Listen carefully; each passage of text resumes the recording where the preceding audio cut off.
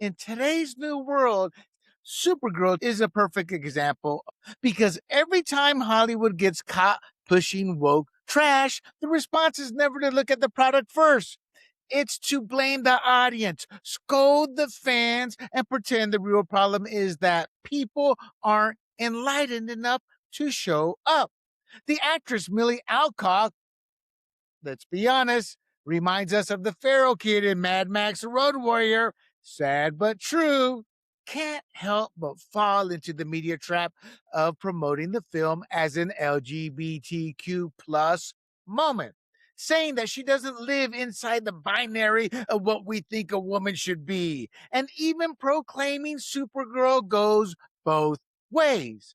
In essence, taking what the creators created and bastardizing it, and thus destroying what and who Supergirl really is.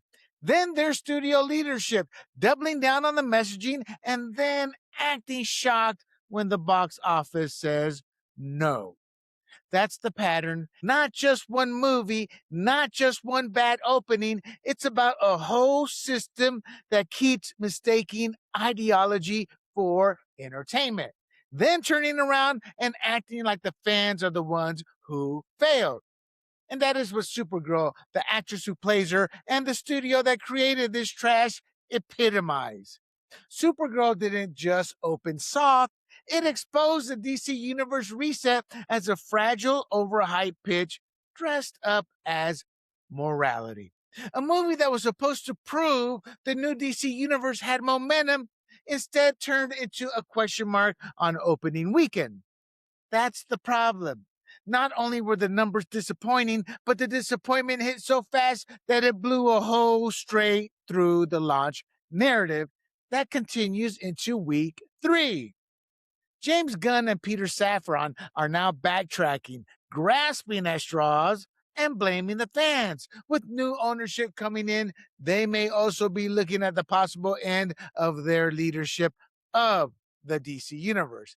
Because once a film opens to 37 million domestic, when original expectations were as high as 75 million, yes, they were. You're no longer talking about a triumphant beginning. You're talking about damage control. With progressives, that usually means throwing somebody else under the bus to save face. It also means a studio trying to spin a fresh start as a success, even when audiences clearly didn't buy it after the mediocrity of Superman. Superman, a movie they pitched as a blockbuster success, despite the numbers not backing that up. As we can all see, they believe their own lies and doomed Supergirl from the moment it was conceptualized to be another woke piece of feminist trash. That matters even more as this was being sold as the movie that would validate the whole DC Universe direction. But the truth is simple.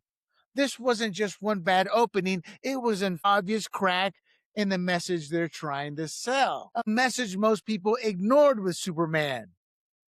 The launch was being treated like a win before the audience had even decided it was worth showing up for. And now the numbers are doing what marketing couldn't. They're telling the ugly truth. We reject your messaging. If the first big test of the new DC plan post Superman lands like this, then the bigger question isn't whether this movie underperformed. The question is whether the whole reset was built on hype, with wokeness purposely ignoring the actual demand for a great superhero film built on an all-American girl. Hey everybody, this is William Del Pilar, founder of Grumblings Media, and I want to say thank you for watching our content. If you want to support our all-volunteer efforts at Grumblings Media, smash the subscribe button right here. 100% free, and please consume and share our great content. Click either one of these two boxes for more of our work.